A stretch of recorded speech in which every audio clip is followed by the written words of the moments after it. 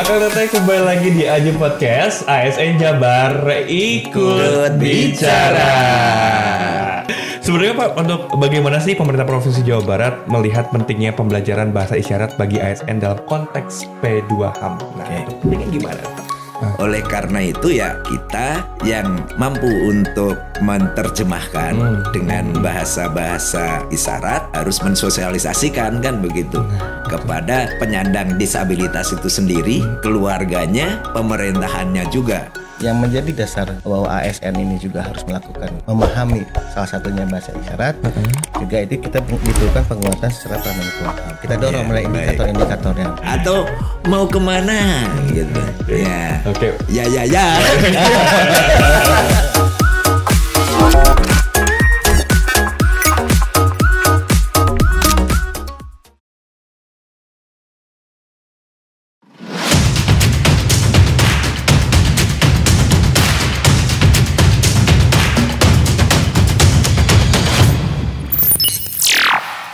Assalamualaikum warahmatullahi wabarakatuh. Waalaikumsalam warahmatullahi wabarakatuh. Akan datang kembali lagi di Aju Podcast ASN Jabar ikut bicara. Oke, alhamdulillah Akang Teteh hari ini dia kedatangan tamu yang sangat istimewa. Tamu di depan saya ini kayaknya mau menguji-nguji udah pakai jas nih ya. Saya ini mahasiswanya gitu di sini. Aduh deg-degan. Enggak dong. Hari ini ya kita akan berbicara topik yang sangat menarik. Ini topik juga yang sangat spesial didatangkan dari dua perangkat daerah nih yang bergabung di sini. Kita berdiskusi mengenai dasar hukum dan sebagainya tentang disabilitas. Nah, hari ini tentunya dengan sapaan ya. Selamat pagi gitu. Selamat pagi deh. Selamat pagi. Nah, itulah ternyata kita akan membahas tentang tentang belajar bahasa isyarat. Nah, tapi belajarnya untuk apa nih? Untuk para ASN di Jawa Barat tentunya. Namun sebelum itu, kedua narasumber ini tentunya harus berkenalan dulu dengan Akang Teteh ya. Biar apa? Kalau nggak kenal, maka Ta'aruf saya gitu ya. Mulai yang pertama silakan nih Bapak dari mana dan nanti setelah Bapak baru Akang ya. Ini Akang aja kali ya keduanya ya. Boleh. Ya. Nah, terima kasih Kang. Alhamdulillah saya dari BPSDM Provinsi Jawa Barat. Nama ya Sri Widodo. Oke, Bapak Sri Widodo. Iya, baik. Oke tuh, udah kelihatan Bapak udah pakai isyarat. Berarti sebagai apa Pak di sana Pak? Alhamdulillah, saat ini sebagai widyaswara di BPSDM. Kalau bahasa isyarat ini ya, bahasa isyarat ini dapat karena saya dulu itu seorang guru. Guru SLB B bagian anak-anak tunarungu. Pantesan tadi kenapa sambil ngomong sambil gerak ya, ternyata ini Bapak sebagai guru SLB Pak ya? Awalnya ya. Alhamdulillah. Alhamdulillah. Alhamdulillah seperti ini ya. Alhamdulillah. Oke. Tadi udah ke Akang Sri nih, sekarang ke Akang yang sebelah kanan saya. Ini siapa nih? Perkenalkan, saya Adrian Fatmadi Sastra dari Biro Hukum dan HAM Sekretariat Daerah Provinsi Jawa Barat. Tapi mohon maaf, saya nggak bisa. Hanya perlu belajar langsung ya. Oke, kita nanti sama-sama. Sama-sama ya. Gimana? Sama-sama. Tuh, lihat Akang Teteh pagi-pagi mah udah di-chart ya dengan bahasa isyarat ini. Tapi nggak apa-apa, kita belajar karena komunikasi itu nggak hanya komunikasi verbal yang kita lakukan, ternyata sangat luas sekali dunia ini ya. Dengan berbanyak komunikasi bisa dijadikan suatu efektif untuk berkomunikasi seperti itu Pak ya. Nah, Akang Teteh ini yang pertama akan bertanya nih ke Pak Sri. Pak, sebenarnya hari ini kita ingin mengajak nih ke seluruh ASN di Jawa Barat untuk dapat bisa berbahasa isyarat. Karena kalau kita berbicara seperti ini mungkin kita sehari-hari pasti ya dengan teman-teman semua, keluarga dan sebagainya. Tapi pun tidak semua di Jawa Barat atau khususnya di Kota Bandung atau dimanapun kita berada, pasti ada sekali orang-orang yang memang kurang beruntung dalam berkomunikasi. Betul. Nah, makanya kita menekankan untuk para ASN di Jawa Barat ini untuk bisa belajar bersama untuk berkomunikasi dengan orang-orang disabilitas, Pak ya. Nah, Pak, sebenarnya apa sih Pak tujuan atau latar belakang dan motivasi yang membuat Bapak mampu menguasai bahkan menjadi pelatih bahasa isyarat di Provinsi Jawa Barat, Pak? Ya, alhamdulillah Alhamdulillah saya itu sejak tahun 1990 itu sebagai PNS guru di SLB. Oke, saya belum lahir, Pak. Ya, alhamdulillah. Jadi sudah 33 tahun ya. Alhamdulillah 34 tahun yang lalu saya di SLB pertama kali yang ngajar untuk anak-anak tunarungu itu kurang ya. Sehingga harus belajar bahasa isyarat. Nah, agar tujuan dan pembelajaran itu dapat berjalan lancar. Kalau kita kan mengajarnya kepada anak-anak tunarungu, sehingga bahasanya ya dengan bahasa isyarat, bahasa bicara biasa, dan gerak mimik kan gitu. Jadi semua, maka itu komunikasinya disebut komunikasi total. Komunikasi total. Total, ya. Jadi totalitas semua perangkat yang kita miliki, gerak tubuh, mimik, semua itu bisa dimaknai kan gitu. Jadi dan bisa diterima oleh anak-anak dengan mudah nanti. Karena anak-anak tunarungu itu kan mengandalkan matanya nih. Karena pendengarannya kurang atau terbatas sekali sehingga dari mata penglihatannya. Jadi apa yang dia lihat itu akan divisualisasikan dan komunikasi, Pak ya. Ya, gitu. Komunikasi begitu. Sangat luar biasa ya Bapak, saya dari tahun 90 ya, saya belum lahir, beliau sudah menjadi guru. Masya Allah, itu pentingnya Pak ya, ternyata bahasa isyarat yang bisa membantu teman-teman untuk menerjemahkan dari apa yang dilihatnya Pak ya, secara visual.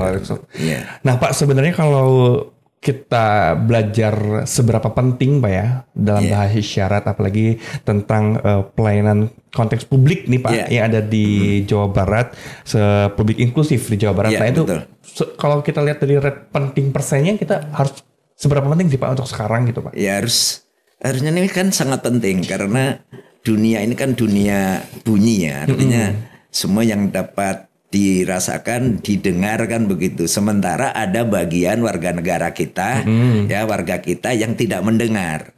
Oleh karena itu ya kita yang mampu untuk menerjemahkan dengan bahasa-bahasa isyarat ya harus mensosialisasikan kan begitu kepada semua pihak yang berkepentingan, terutama penyandang disabilitas itu sendiri, keluarganya, kemudian masyarakatnya, pemerintahannya juga.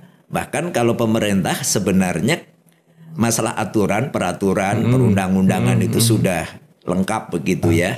Namun demikian sosialisasinya mungkin perlu ditingkatkan. Karena dari undang-undang itu semua hak kewajiban itu sudah tertera di sana. Mereka mendapatkan hak dan kewajiban yang sama. Itu ya. Jadi tadi kan kalau kita pelayanan publik inklusif, otomatis kan di sini kata inklusif ini apa ya? Menyeluruh kan, gitu, untuk memperluas juga kan, mengembangkan sebagainya gitu. Nah berarti ASN Jawa Barat harus bisa Pak ya? Harusnya kan bisa. Gitu. Insya Allah ASN Jawa Barat orangnya kan pinter-pinter hebat-hebat kan gitu. Jadi harus nih komunikasinya harus betul-betul bisa melayani untuk semua warga. Nah itu Pak yang terpenting kita melayani semua warga Pak ya. Iya, gitu, Pak. Termasuk penyandang disabilitas, lebih khususnya penyandang tunarungu kan begitu. Karena penyandang disabilitas ini banyak macamnya. Dari yang tidak bisa melihat, ya, yang buta, ada yang tidak bisa mendengar, yang tuli ya, dengan isyarat itulah. Jadi komunikasinya total. Ya. Kalau tidak tahu isyaratnya, dia bisa baca bibir. Maka ketika berbicara dengan anak-anak tunarungu, kita harus terarah wajah kita, terarah suara kita. Ya. Gerak bibir itu dapat dilihat, ditafsirkan oleh mereka, insya Allah. Gitu. Masya Allah ya, itu ya. Begitu juga anak-anak yang memiliki intelektual rendah, itu juga warga kita. Anak autis dan sebagainya. Iya. Gitu ya. Baik. Nah, ternyata sangat luar biasa kayak pelayanan publik di Jawa Barat, khususnya di Pemprov Jabar, memang sangat penting Pak ya, terus sekarang digaungkan gitu untuk semua pihak gitu berperan gitu, karena tadi lagi warga kita ini tidak semuanya sama tidak semuanya sama, iya. Dan mereka sebenarnya tidak mau dilahirkan seperti itu kan. Betul, gitu. Kalau itulah anugerah dari ya. Allah untuk para orang tua mereka ya, sehingga orang tua yang diberi amanat memiliki putra putri yang mohon maaf nih berkekurangan, baik itu hal fisik, mental ya, intelektual, ya harus menerima. Nah, penerimaannya inilah yang membuat anak-anak ini bisa tumbuh berkembang dengan baik. Gitu. Wow, tuh penting Pak sekali. Ngomong soal penting nih Pak untuk semua ASN Jawa Barat, tentunya pasti ada kebijakan-kebijakan Kang ya. Nah ini nih kita ke sebelah dulu. Cukup sama Bapak juga cukup selesai kok. Saya total. Iya. Tadi masih dari awal nih ya. Kepentingannya seperti itu, tapi kita lihat dari kebijakan dari Kang Adrian juga ya. Ternyata juga sama Kang, kalau lihat dari latar belakang dasar hukum gitu Pak untuk kebijakan-kebijakan ini yang mendorong penerapan program pelayanan publik inklusif nih yang berbasis HAM di Jawa Barat ini. Nah, Kang, sebenarnya dasar hukumnya itu seperti apa gitu Pak untuk mendukung nih teman-teman semua yang ada di warga Jabar, tentunya ASN Jabar juga harus bisa berbahasa isyarat gitu, karena komunikasi total gitu untuk semua segmentasi gitu ya Pak ya, nggak hanya orang-orang kita normal gitu, tapi juga ada teman-teman yang kita mempunyai keterbatasan. Nah, sebenarnya apa dasar hukumnya gitu kan? Jadi kalau kita bicara ya, mungkin kita juga sudah tahu kita memiliki Undang-Undang Dasar 1945. Jadi memang kita awal dari situ dulu Pak. Kalau kita bicara itu kan bagian dari hak asasi manusia yang memang tentunya hak asasi manusia itu sudah ada dari mulai dia lahir sampai dia meninggal. Dan itu sifatnya universal. Jadi tidak ada, kalau hukum itu hukum positif ya. Indonesia dengan Singapura mungkin berbeda hukum positif. Tapi kalau bicara HAM itu semuanya Pak. Nasional, internasional semua sama. Mungkin Mars yang enggak Pak ya. Beda soalnya. Jadi harus terbang dulu nih. Seluruhnya juga beda Pak. Jadi kalau kita berangkat dari HAM ini, program kegiatan HAM itu kita merujuk pada Undang-Undang Dasar. Nah di situ kita ada namanya P5 HAM kita kenal. P5 HAM ya. Jadi ada penghormatan, pemajuan, perlindungan, pemenuhan, penegakan hak asasi manusia. Itu dasar dari mana? Dari Undang-Undang Dasar. Kita urai lagi dari P5 ini ada P4 dan P1. Nah, di pasal 28I. Nah, itu bicara tentang P4-nya. P4-nya pemajuan, penegakan, pemenuhan dan perlindungan adalah tugas negara dan menjadi tanggung jawab negara. Oke, kita pahami dulu biar ASN juga tahu nih. Betul. Itu dasar hukum awalnya ya. Itu benar-benar tingginya itu. Jadi memang itu menjadi tugas dan tanggung jawab negara. Bagaimana melakukan pemajuan, penegakan, pemenuhan dan perlindungan.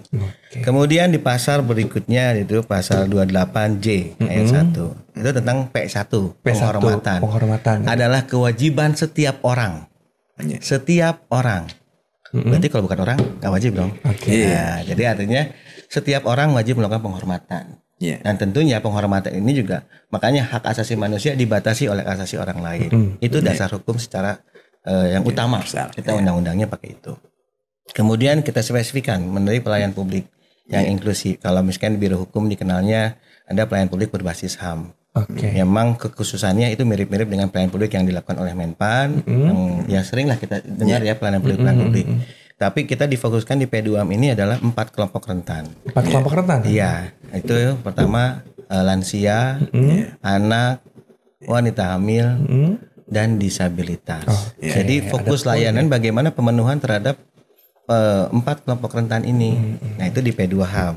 Dulu P2 HAM ini adanya di Jakarta Pak, hanya lingkup Kementerian Hukum dan HAM. Nah jadi pada tahun 2023 dimunculkannya Permenkumham 25/2003 bahwa pemerintah daerah bisa melakukan tentang P2 HAM.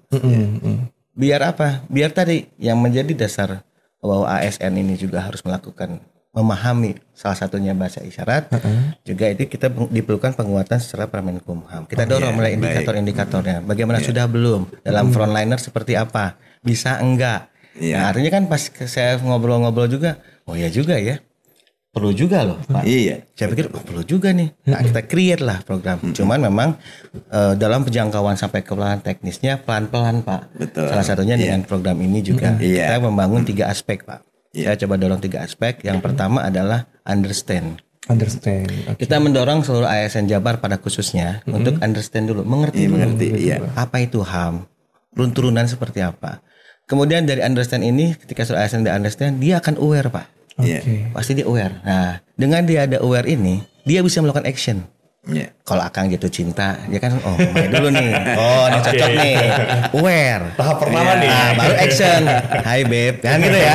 Nah, jadi action ini akan tumbuh dari kesadaran. Nah, 2 aspek ini yang kita dorong untuk melakukan adanya understand dan awareness itu kan. Yang pertama tahapnya itu dulu ya, understand dulu. Baru keduanya action tag gimana gitu ya. Masya Allah, ternyata ini pas tadi kita lihat ya sangat-sangat penting ya. Yang satu adalah komunikasi total yang memang harus diperlukan gitu ya. Sekarang kita dari dasar hukumnya juga itu sudah dikeluarkan oleh pemerintah pusat Pak ya. Dan sekarang di tahun berapa tadi 2023 baru kita mulai itu ya. Nah, ada lagi nih untuk Pak Adrian nih, Pak. Sebenarnya Pak, untuk bagaimana sih pemerintah Provinsi Jawa Barat melihat pentingnya pembelajaran bahasa isyarat bagi ASN dalam konteks P2HAM? Nah, itu pentingnya gimana Pak? Jadi secara urgensi ya Pak ya, kalau kita lihat, kalau kita bicara pelayanan publik, kita harus sadari bahwa ASN itu adalah public servant. Di luar ataupun di dalam. Di kantor lah. Akan kita keluar dari bermasyarakat juga kita juga jadi agent Pak sebetulnya. Nah dari situ jadi tentunya sumber daya manusia menjadi penting. Apalagi kita punya nilai-nilai dasar itu berakhlak. Itu udah harus menerap dalam jiwa kita sebagai ASN pada khususnya. Nah jadi pelayanan ini yang cuman kan nggak bisa langsung serentak. Mungkin kita yang awali dulu ada unit-unit layanan. Kalau di P2HAM itu memang menjadi ada pencanangan, verifikasi.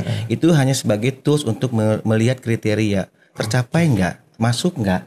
Jadi untuk menguji kan juga perlu ada alat uji ya. Nah itu pelayanan itu ada alat ujinya adalah program P2HAM. Program P2HAM program P2HAM itu sebagai alat ujinya. Jadi nanti kita lihat bagaimana akomodasinya, sarana prasarana dan SDM-nya. Nah di poin SDM ini yang sangat penting. Nah sekarang frontliner datang misalkan ke gedung sate. Juga kan bingung. Nah, papannya mungkin ada tidak. Sorry bukannya mengkritis, tapi kita coba melihat, merefleksi keadaan sekitar kita maupun di BKD dimanapun tempat kita penelitian kerja. Ada nggak papan informasinya? Papan informasinya yang seperti apa? Mudah dilihat, mudah dimahami. Nah, kedua dari papan informasi yang sifatnya diam. Belum nanti kalau saya waktu itu mendorong untuk adanya pamongnya. Saya kemarin berdiskusi dengan kawan di Setda. Di Setda waktu itu. Mungkin nggak sih kalau di gedung sate itu pakai PIN? Jadi emang petugasnya itu misalkan keamanan ataupun frontliner khusus, dia diberi PIN yang memang memahami, yang udah bersertifikat. Jadi ketika tamu datang dia langsung bisa bahasa isyarat. Jadi artinya pemerintahan itu terbuka buat siapa saja. Jangan sampai, aduh sebentar saya nggak tahu. Kelak saya apa? Jangan sampai begitu. Lama tuh pelayanan begitu. Nah pemerintah itu harus bisa seperti itu. Nah mudah-mudahan dengan trigger ini itu menjadi semua. Awalnya di pelayanan yang sifatnya langsung. Misalkan kayak di Samsat, di rumah sakit. Sampai nanti ujungnya harapannya Pak Big Dreamnya seluruh ASN mampu menggunakan bahasa isyarat karena dia adalah public agentnya di wilayahnya, di tetangganya, di keluarganya. Minimal dia tahu. Itu yang harapan besarnya.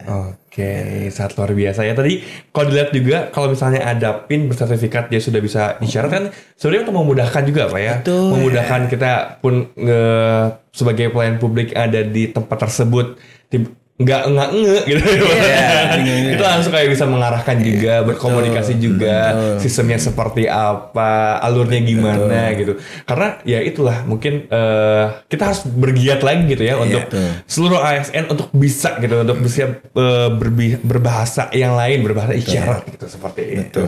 Sangat luar biasa nih. Ini gagasan-gagasan. Berarti ini ada sosialisasi gede-gedean kayaknya ya untuk bisa. Tapi kita pelan-pelan. Takutnya kaget. Kita berlatih gitu ya, berlatih bersama. Mungkin kalau kita lihat juga untuk berbahasa isyarat pasti banyak Pak ya di YouTube dan sebagainya gitu untuk kita melatih diri Kita jangan dulu untuk keluar, tapi untuk diri sendiri aja dulu gitu, untuk bisa melatih gitu ya, seperti itu. Pak, balik lagi nih ke Bapak Sri Widodo sebagai Widya Suara Ahli Media BPSDM. Pak, izin Pak, tadi mungkin kalau dari sisi kebijakan sekarang ini lebih ke di lapangannya gimana nih? Alhamdulillah. Nih Pak, menurut Bapak apa sih yang menjadi tantangan dalam mengajarkan bahasa isyarat kepada para pelayan publik atau ASN di Jawa Barat, Pak? Tantangannya seperti apa nih, Pak? Yang pertama tentu harus ada kolaborasi ya antara instansi yang ada di Provinsi Jawa Barat ini ya. Jadi kalau di BPSDM tempat untuk melatihnya gitu. Namun memang kalau dulu sebelum OPD balai-balai itu ditarik ke BPSDM itu ada khusus tuh, ada balai pelatihan untuk guru SLB. Oh, ada, Pak. Ya, ada di Dinas Pendidikan. Baru tahu saya. Apalagi saya Bapak lahir.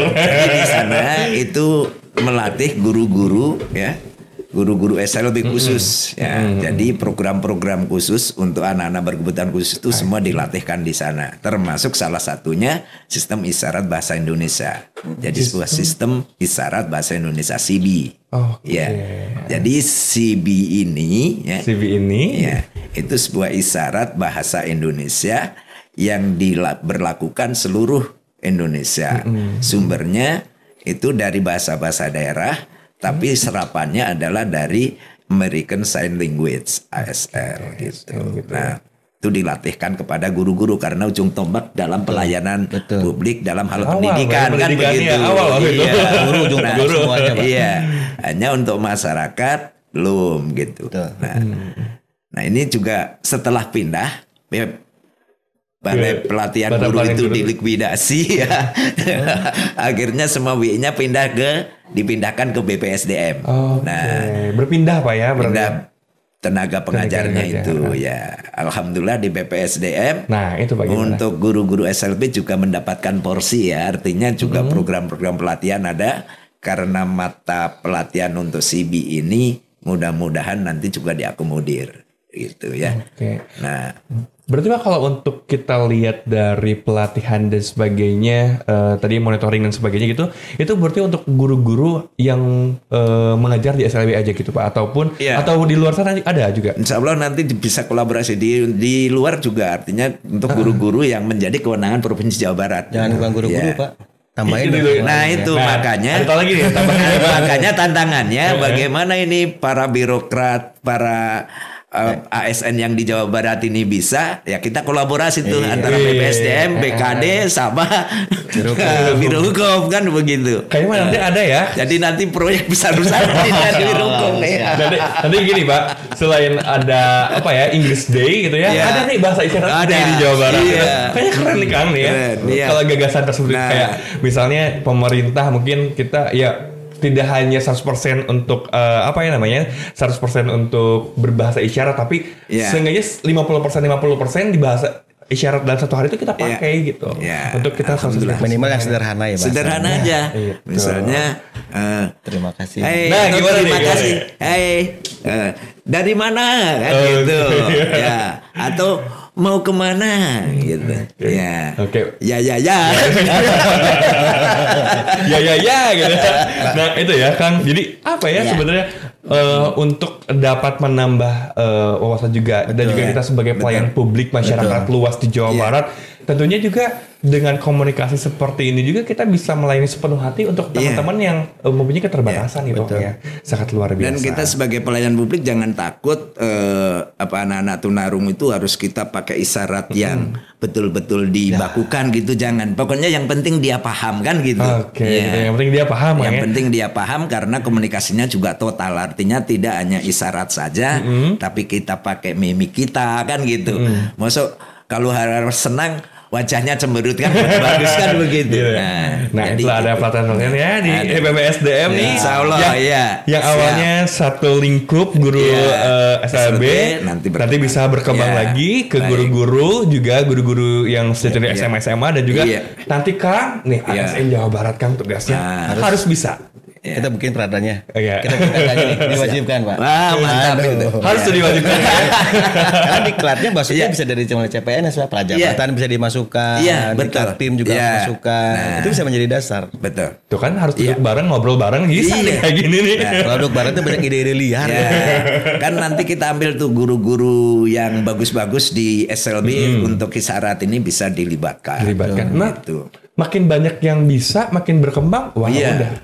Pemprov Jabar gimana kan hasilnya keren banget. Bagus. Apalagi nanti kalau ke depannya kan sekarang gini, kalau produk hukum dia informasiin. Tapi kan ada nggak produk hukum yang isinya braille? Nah, itu nah, gimana tuh? Tuntunan bacanya kan dari kiri ke kanan kayak baca Arab. Iya, karena peraturan di pasal terakhirnya kan semua orang wajib tahu. Setiap orang wajib tahu. Iya. Nah, sekarang bagaimana kita memberikan akses untuk mereka tahu. Ada nggak produk hukum yang isinya braille? Belum pernah kan lihat? Belum pernah. Jadi proyek gede. lagi nih. Jadi penting. Jadi alih bahasa, alih tulisan bahasa dari bahasa biasa Latin ke braille. Ke braille ya. Itu ada di sini juga ada di Jalan Pajajaran. Nah, di sana nanti di Pajajaran itu ada percetakannya, Pak. Siap. Kerjasama dengan SLWA negeri ya Pajajaran punyanya pemerintah provinsi juga di Citerep percetakannya. Percetakannya. Iya, ada. Oke. Nah, Kang nanti kalau nyetak bisa ke Citerep kan kalau dasar hukum dari sudah disahkan gitu. Bisa dibikin yang braille. Betul. Belum ada tuh, Kang? Belum ada. Proposan kayaknya cuma di Jawa Barat. Betul. Jawa Barat sebagai pelopor loh. Jawa Barat pelopor terus kan. Kan provinsi yang inklusif. Nah, inklusif yang menyeluruh gitu ya, mengintegrasi semuanya.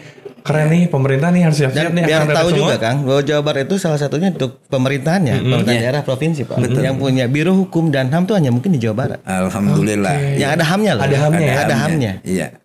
Kan, 1, 2 lah mungkin. Hampir semuanya nggak ada HAM. Nah makanya pelopor nih, Kang gimana nih? Teman-teman semua gitu ya, ASN di Jawa Barat, guru, tenaga juga ya dari struktural sampai fungsional sampai pelaksana dan sebagainya gitu. Harus wajib bisa kan ini makanya. Ini baru yang tahap awal bahasa isyarat. Kalau saya menghadapi yang disabilitas, Pak, saya sering ketemu dengan teman-teman CAI, PUKAT, UGM yang terkait tentang disabilitas. Ternyata itu ragamnya untuk disabilitas mental belum lagi bahasa ibu, bahasa ini. Betul. Itu baru tahap awal loh ini. Disabilitas yang bahasa isyarat. Belum lagi itu bahasa ibu. Belum lagi nanti kita dorong bagaimana yang menjustifikasi kalau ada permasalahan hukum misalnya. Ada teman-teman disabilitas mental. Maaf ya, mungkin ada kekerasan seksual dan sebagainya. Nah dia juga kan mungkin ketika diperiksa juga tidak bisa menjelaskan secara utuh. Dia hanya menggunakan bahasa ibu. Nah siapa yang bisa menjustifikasinya? Lembaga mana? Punya nggak sertifikasi khususnya? Nah ini juga menjadi PR besar kita dalam pelaksanaan HAM. Belum Pak. Gitu. Jadi itu menjadi cita-cita kita besar juga bagaimana juga sertifikasi kalau untuk masyarakat mungkin sudah ada ya. Tapi yang sifatnya disabilitas mental.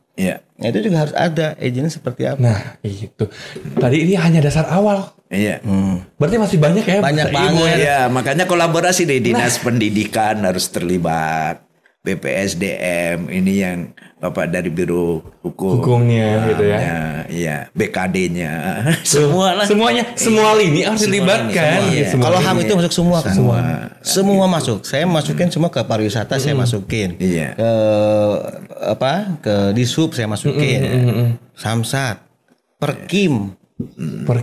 Karena ada semua lini Kang. Semua lini. Dari wisata. Kalau banyak informasi misalnya memang ada teman-teman yang mempunyai keterbatasan terus kita sebagai informasi publik gitu ya yang ada di sana nggak tahu apa-apa harus gimana Kang? Udah Kang. Saya waktu itu tahun 2022 melaksanakan jadi pilot project dan kita yang mengusulkan Jawa Barat ke Kementerian Hukum dan HAM untuk jadi pilot project terkait pariwisata berbasis HAM.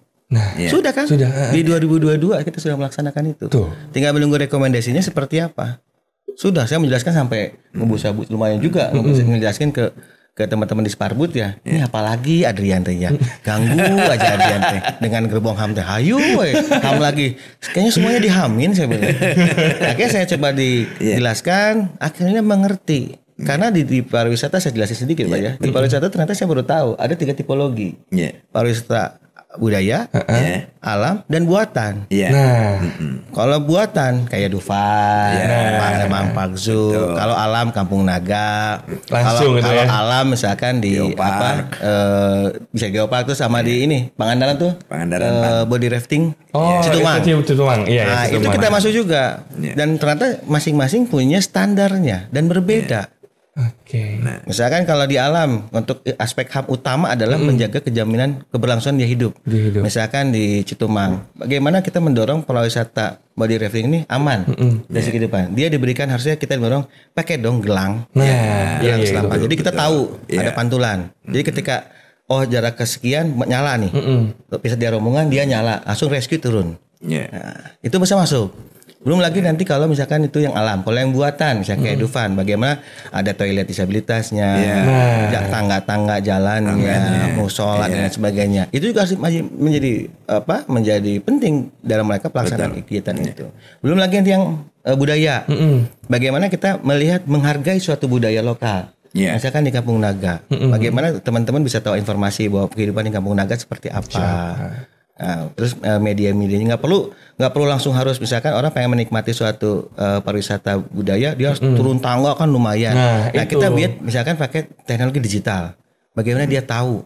Nah cukup misalkan dengan podcast, misalnya dengan teknologi yang mendengarkan. Ada rasa anginnya, ada percikan air, itu kan juga membangkitkan. Information juga ya, information berbasis yang bisa membawa suasana gitu. Iya, penting loh. Penting sekali itu. Jadi karena kan untuk wisata budaya mungkin di dalam ya. Di Kampung Naga tuh berapa anak tangga, saya juga capek Pak waktu itu Pak.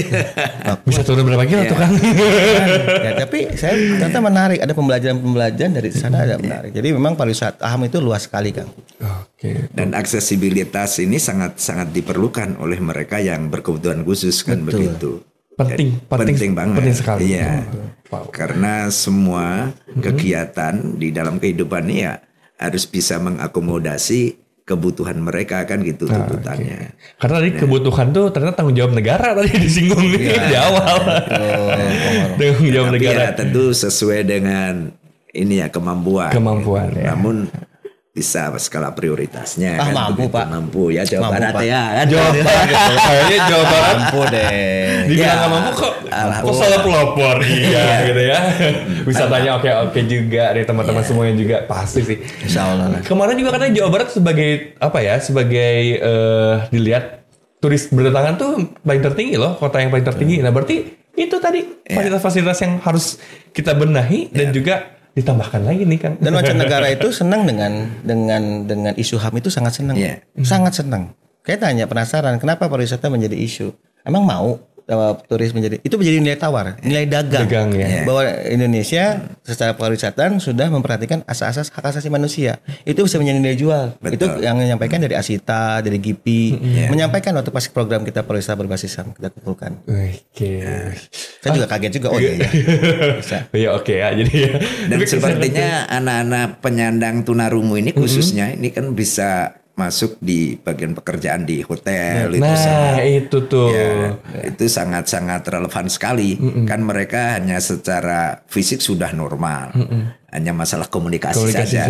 Dan alhamdulillah kalau di Bandung itu ya sudah banyak anak-anak tunarungu yang bekerja di perhotelan. Itu udah banyak yang bekerja begitu. Nah ini juga menjadi daya tarik juga kan begitu. Itu wajib Pak. Iya. Kalau untuk wajib memang. Disabilitas dipekerjakan dalam suatu perusahaan itu wajib. Kali kan inklusif ada undang-undangnya itu. Ada undang-undangnya 1%. Iya. Wajib loh. Iya. Sekali ya. Ya kalau itu kita tentu perusahaan yang tidak mempekerjakan penyandang disabilitas. Nah itu. Bukan hanya pemerintah ya, ternyata yang lain juga ini emang harus kita benar-benar memperhatikan karena semua dasar hukumnya sudah ada. Dari terpenting teratas gitu sudah ada kayaknya di atas. Karena kadang-kadang kalau kita bicara hukum positifnya mana? Mana undang-undangnya, mana PP-nya, mana permennya, mana perdanya. Padahal lupa ada undang-undang dasar dan jelas bahasanya. Di pasal 28 tuh jelas. Jadi kalau kayak melaksanakan kegiatan HAM itu udah nggak bicara lagi tentang PP. Bisa sampai menyantolkan ke atas ke undang-undang dasar. Ada jelas kok. Tanggung jawab negara. Itu berarti Pak Kang ternyata sangat luar biasa ya apa yang menjadi tadi ASN Jawa Barat tadi yang kelasnya hanya lingkup kecil, sekarang memang kita harus benar-benar menjadi pelopor nih Jawa Barat nih, untuk bisa teman-teman semua ASN di Jawa Barat bisa, karena tadi pelayanan publik itu nomor 1. Komunikasi hanya mungkin verbal. Sekarang tadi berubah lagi, komunikasi harus jadi total. Nah, itu berarti ya.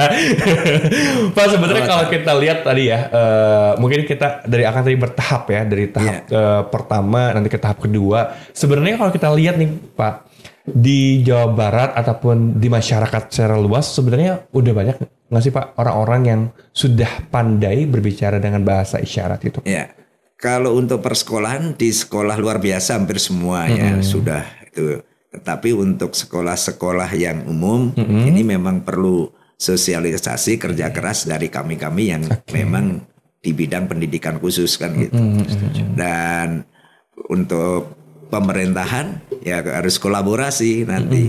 Dan ini insya Allah kalau difasilitasi oleh beliau ini pasti jalan nih kan gitu. Insya Allah nanti kami mendukung dari BPSDM dari BKD-nya ya, dari perguruan tinggi yang ada, semua stakeholder sudah ada sebenarnya. Alhamdulillah, tinggal ini sebagai penggerak, motor penggeraknya dari mana dulu nih kan gitu.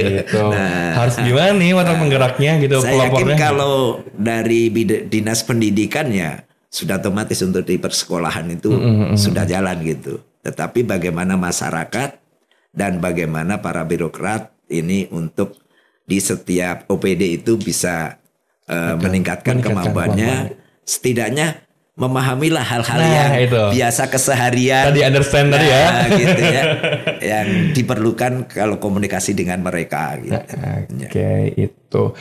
Berarti ya tadi ya penting sekali ternyata ya bahasa total yang harus kita mengerti, apalagi nih akang teteh gitu, ASN Jawa Barat mah harus bisa, kudu bisa pokoknya mah gitu ya. Bertahap tadi pertama understanding baru kita action gitu ya. Kang, sebenarnya kalau untuk tadi implementasi P2HAM ya atau enggak pelayanan publik berbasis HAM.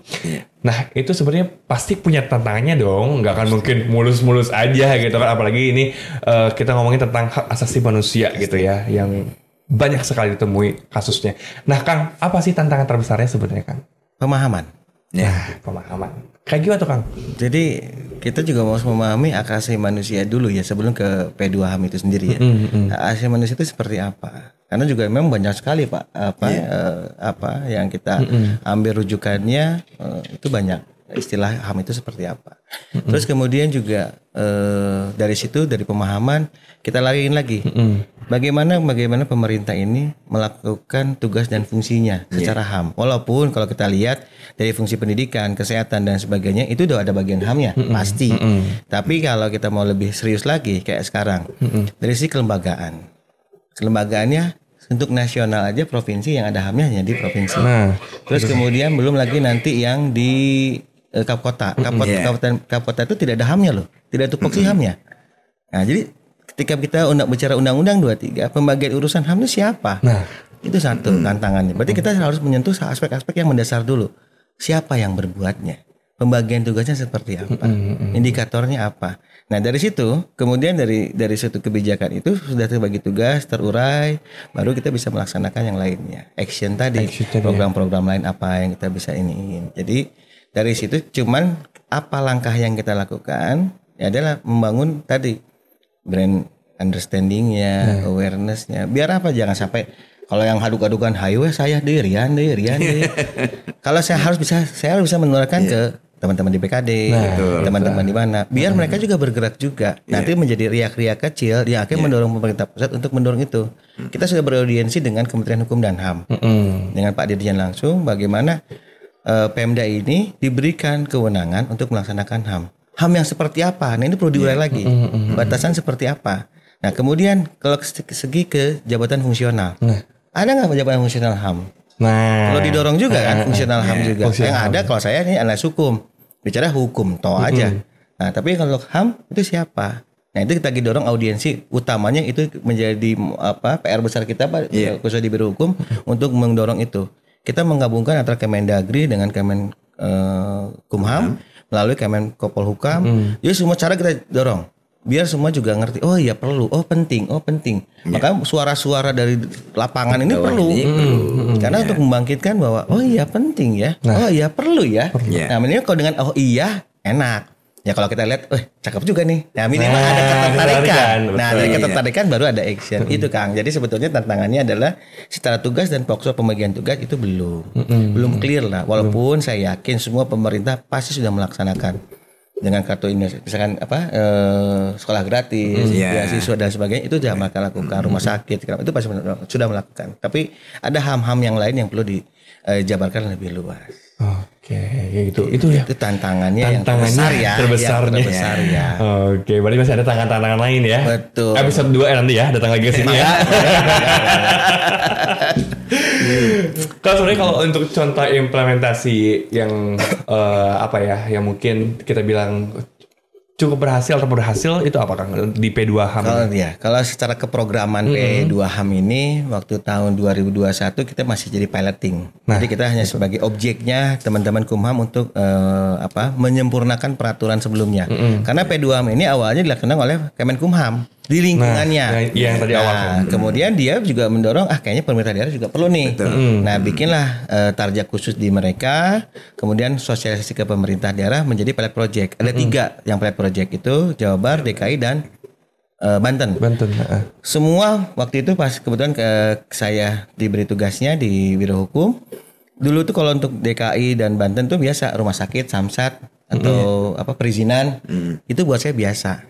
Nah, saya mencoba mendorong Jabar milihnya terminal. Kalau kita lihat di terminal itu bicara HAM itu kena semua, ada semua HAM di terminal. Kaget juga ya kenapa terminal? Belum pernah ke terminal sih. Bagaimana kondisi terminal sih? Gimana kondisinya? Ya kan, kalau bicara samsat ya oke lah di kantor bersih, wangi. Coba Kang di terminal. Lihat di terminal gimana? Makanya saya dorong ke sana. Nah setelah dilihat, misalkan terminal Ciledug, mungkin nanti bisa lihat di YouTube-nya ya waktu peresmian sebelum dan sesudah terminal Ciledug seperti apa. Nah kebetulan pas ada program bersama Pak. Ketika kita ngecek terminal Ciledug dan Cikarang, kondisinya belum direvitalisasi, khusus yang Ciledug. Nah pas kita masuk ke sana, mereka sedang menyusun DED-nya, revitalisasi terminal Ciledug dan Cikarang. Kita masuk ke sana, kemudian keluar rekomendasi dari Kementerian Hukum dan HAM, dan itu menjadi perubahan DED Pak.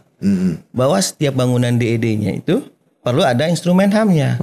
Bentuknya apa? Ya rekomendasi. Harus ada toiletnya, ada aksesibilitasnya, aksesibilitas seperti apa, layanan gimana. Karena saya dorong waktu itu, kalau bicara pelayanan, kadang-kadang kita selalu dibenturkan dengan sarapras lagi. Padahal enggak Kak. Guiding log-nya mana, ini mana. Kalau misalkan di terminal ya, ada yang turun dari angkot misalnya. Lansia, wanita hamil, disabilitas dan anak. Turun dari angkot, kita anterin ke satu ruangan yang di depan. Jangan usah jauh-jauh. Ke depan aja satu ruangan tertentu. Dudukin di sini, ada pamong nanya, "Bapak mau kemana?" Mau pakai bahasa isyarat, pakai Bapak, silakan. Nah, itu. "Bapak mau kemana?" "Mau kesini nih, tiketnya dibeliin." Dia yang beliin tiketnya. Bapak duduk. Dianterin lagi. Nah, itu cukup. Yang penting terpenuhi layanan. Bukan harus ada liftnya. Jadi akhirnya kita selalu terbenturkan dengan bahwa untuk pemenuhan HAM ini mahal. Padahal enggak ya. Ngedidik orang tadi ya. Satu ruangan yang representatif. Yang penting terpenuhi layanan. Dia bisa dilayani. Atau informasi misalkan melalui media gadget. Kan sudah ada ya Pak. Untuk yang itu bisa digit kan didengerin. Dia bisa pesan tiket langsung. Kita create itu dong. Bisa kan? Murah kok. Yang mahal mah kadang-kadang ya teknik-tekniknya kita aja. Sorry saya bilang begitu. Sebenarnya kalau untuk IT banyak kok jago-jago IT yang dan murah-murah. Sekarang udah gampang ya. Banyak aksesnya gitu ya. Iya kan bisa buat kalau kita tandingkan di teman-teman aparatur yang jago-jago, kita beri penghargaan. Itu bisa. Murah lagi.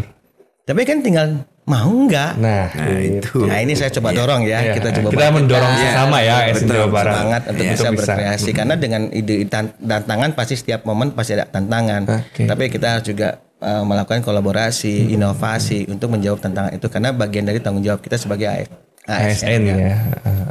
Oke. Wah udah. Kalau diceritain bisa 2 jam 3 jam ini kayak di Aji Podcast ya Kang ya. Cuma sebenarnya kita kembali ke Pak Sri Pak. Sebenarnya tadi dasar hukum dan sebagainya udah kita tahu ya. Ternyata memang sangat-sangat penting. Dari pelayanan publik pun seperti apa yang seharusnya sebenarnya murah gitu ya. Cuman sekarang kita memang harus bisa SDM dari Jawa Barat atau ASN Jawa Barat. Ya kita sama-sama bergotong royong gitu untuk melayani publik semaksimal mungkin ini seperti itu. Nah Pak, sebenarnya kalau kita lihat tadi banyak juga ya teman-teman yang normal tapi bisa juga untuk menguasai bahasa total atau bahasa isyarat tadi. Nah, tapi biar belajar semua nih Akang Tetehnya, sebenarnya dasarnya kita berlatih bersama gitu untuk Akang Teteh pemirsa di rumah. Hal yang terpenting apa Pak? Kita peragain dulu nih sedikit yang dasar aja gini untuk Akang Teteh belajar juga nih. Iya. Jadi kalau kita belajar itu tentunya kan ada kemauan kita dulu kan gitu ya. Jadi ada motivasi untuk kita belajar. Nah, berarti kalau belajar di awal sebagai dasar Pak, Assalamualaikum aja Pak, gimana? Ngetok pintu Assalamualaikum. Nah, itu gimana Pak? Assalamualaikum warahmatullahi wabarakatuh. Nah, itu lah gimana gimana? Jadi kalau abjad dulu ya, misalnya ini A, B, C, D, E, F, G, H, I, J, K, L, M, N, O, P, Q, R, S, T, U, V, W, X, Y, Z. Nah, ini abjad jarinya. Apa? Abjad jarinya. Tadi kita di YouTube bisa terjadi kan bagian apa ya? Nah, kalau isyarat itu kan kata lembaga. Ya, misalnya saya kata lembaga. Ya, saya. Nah, Anda. Nah, kami Pak. Ya, kami. Nah, kita. Jadi ini kata lembaga. Kalau isyarat untuk di sekolah itu kan bahasanya ada yang tidak kata lembaga saja, tetapi kan ada awalan, akhiran kan gitu. Jadi diisyaratkan juga gitu. Jadi awalan se kan gitu. Ya, ter. Jadi itu ada semua. Nah itu. Nah, akhiran demikian juga, akhiran an. Dan gerakannya ke kanannya ini i ya akhiran i, nah akhiran an. Nah kalau y nya gitu ya dari n langsung kelingkingnya gitu keluarkan gitu. Nah itu Pak ABCD aku keringetan kan itu lumayan juga ininya. Jadi kalau untuk teman-teman, teman-teman itu kan ini kan teman-teman semua ya, mau belajar bahasa isyarat ya kita harus sama-sama. Nah, kita boleh sosialisasi atau kita boleh observasi ke SLB Cicendo yang dekat lah. Kalau untuk yang di Bandung kan gitu. Tapi hampir di setiap kota ada SLB khusus anak-anak tunarungu. Nah di situ kan guru-gurunya paham tentang bahasa isyarat. Nah nanti para teman-teman ASN ya sama-sama silaturahim dengan para ASN ya, yang bekerja di sekolah dengan yang di kantor-kantor ya bisa bersama-sama kan gitu. Kayaknya nanti di Ajib juga muncul Pak. Alhamdulillah harusnya muncul. Masukkan langsung Pak. Biar ada langsung bahasa isyaratnya. Ketika tayang di YouTube-nya sudah ada Pak. Iya. Ini tantangan nih. Baik kan gitu. Bagus. Nanti harus 3 episode kayaknya. ABCD, FGS kita belajar dulu di belakang layar. Nanti pas temen udah bisa. Jadi siap kan gitu. Nah itu tadi ada. Assalamualaikum warahmatullahi wabarakatuh. Tadi Alhamdulillah gitu. Pada hari ini gitu kita bisa sama-sama bercakap-cakap di Aji Podcast sih Pak. Ajib di Ajib harusnya J I B Ajib Podcast. kan gitu ya. Lucu banget. Kang ya nanti 3 episode lah. Ya nggak apa nih ini spesial nih karena kita menyebarkan bahwa ASN Jawa Barat harus bisa, tetap harus bisa. Ini awal-awalnya udah diajarin nih. Betul. Saya, kami, mereka gitu ya. Kami Aji Podcast tadi udah. Kalau zaman sekarang kenalnya I love you doang. I love you. Iya. Nanti ujungnya fulus ini. Iya. Itulah ya, seru sekali dengan Bapak tadi Mas Ri. Tapi pasti pun tadi ada beberapa rencana ataupun harapan-harapan ya Kang ya sebenarnya. Nah, sekarang harapannya seperti apa sih Kang untuk ASN Jawa Barat ini? Oke. Dari kalau harapan sebetulnya yang pertama harus memahami nilai-nilai dasar kita sebagai ASN itu yang sudah dikeluarkan juga kan berakhlak. Kita juga harus memahami betul. Menjiwai betul bahwa kita ini adalah public servant, mau di kantor maupun di luar kantor. Nah, dengan kesadaran ini kemudian juga dia akan bisa melakukan tindakan-tindakan yang tentunya bermanfaat bagi masyarakat. Setidaknya bisa membantu tugas negara, akhirnya menularkan kepada masyarakat, sektor swasta, pendidikan dan lain sebagainya. Akhirnya kita bahu-membahu secara kolaborasi untuk menyelesaikan persoalan-persoalan bangsa. Itu inklusifnya semuanya keren. Ranahnya, sudutnya udah terpegang Kang ya, tertouch gitu ya. Nah, tadi udah nih harapannya ya, karena kalau harapannya Bapak ya ini punya kebijakan publiknya gitu ya. Nah, kalau Bapak lebih ke tips bagi pemula gimana nih Pak caranya Pak? Jadi kalau tipsnya bagi pemula, kita jangan malu dan jangan takut salah jangan ya. Itu, pokoknya ikuti aja bagaimana anak-anak teman-teman yang tunarungu ini berisyarat, berbicara, berkomunikasi ya, secara total tadi ya. Jadi ada isyaratnya, ada gerakan tubuhnya gitu ya. Jadi semua. Yang penting kita para ASN ya, kita ketika ada anak-anak tunarungu atau masyarakat yang tunarungu datang, kita layani sepenuh hati, sebaik-baiknya. Kita lihat gesturnya bagaimana. Kalau orang bahagia, senang, dilayani oleh kita kan beda raut wajahnya kan gitu. Ya. Pelayanan dengan penuh hati, pasti teman-teman yang terbatas juga mereka merasa juga bahwa begitu. Ini pelayanan sangat luar biasa ini di Jawa Barat. Gitu. Jadi para ASN ini jangan takut kalau ada pengguna layanan kita ini dari penyandang disabilitas. Betul. Keren banget nih. Ya, ini udah siap. Yang satu ini kebijakan publiknya gitu ada nanti braille gitu ya. Nah, itu Jawa Barat keren banget nih. Jadi pelopor lagi nih. Ini pulang-pulang sih tugas saya nih Pak. mantap. Gitu. Jadi sama-sama kita. Oke. Berarti Bapak Kang kayaknya nanti kita akan ada di episode selanjutnya. Ini kayak sangat seru sekali gitu ya. Perbincangan cukup lama banget ya. Dari A sampai Z karena memang kalau kita lihat bahwa tadi kita sebagai ASN Jawa Barat pelayanan harus maksimal. Kita juga harus punya informasi ataupun punya ilmu skill gitu. Tadi bahasa total yang tadi yang Bapak udah bisa minimal dasar dulu lah gitu ya. Minggu ini kita belajar dasar dulu, minggu kedua abjad gitu ya kan. Apaan di rumah ya PR. Tapi Akang Teteh sayangnya hari ini nih dengan Pak Tri, dengan Pak Adrian sangat luar biasa sekali di Aji Podcast hari ini. Nah, ASN Jawa Barat harus bisa juga ya. Nah Pak, sekarang Bapak harus baca itu tapi pakai bahasa isyarat Pak, gimana? Coba Pak. Ayo. Teman-teman, teman-teman, bapak-bapak, ibu-ibu semua, jangan lupa ya. Nah, pokoknya mah like, subscribe, nah, komen, follow, ya, sosmednya BKD. Terus? Dan apa itu? Biro Hukum. Ya, Biro Hukum ya. Dan lagi? BPSDM Jabar. Alhamdulillah. Ya.